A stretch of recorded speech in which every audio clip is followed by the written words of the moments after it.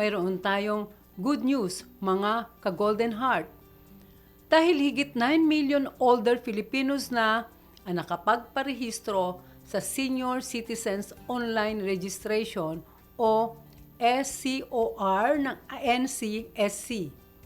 As of February 19, 2026, umabot na sa 9,100,088 senior citizens sa buong bansa ang nakapagparehistro na sa online database platform ng NCSC.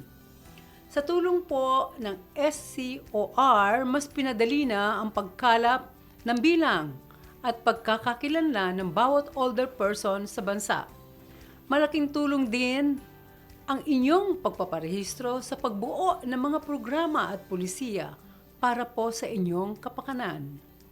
Kaya naman, inaanyayahan ko po ang lahat ng ating mga ka-Golden Heart na hindi pa nakapag-register na makiisa at maging kabahagi ng pagpapaunlad ng ating bansa.